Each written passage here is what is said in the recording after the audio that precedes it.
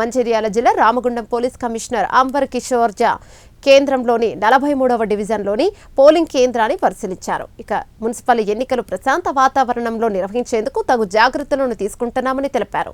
ఎలాంటి అవాంఛనీయ సంఘటనలు చోటు చేసుకోకుండా భారీ బందోబస్తు ఏర్పాటు చేశామని చెప్పారు. ప్రతి ఒక్కరూ నిర్భయంగా తమ ఓటు హక్కును వినియోగించుకోవాలని సూచించారు.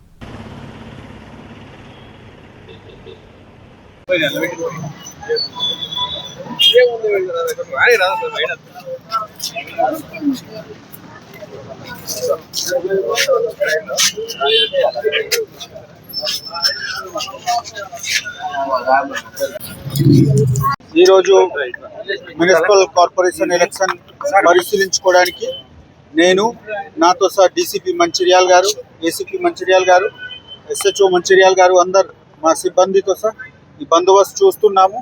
ఇక్కడ వార్డ్ నంబర్ 43 దగ్గర ఈ పోలింగ్ స్టేషన్ చూసుకోవడానికి వచ్చాము. చాలా ప్రశాంతంగా నడుస్తుంది.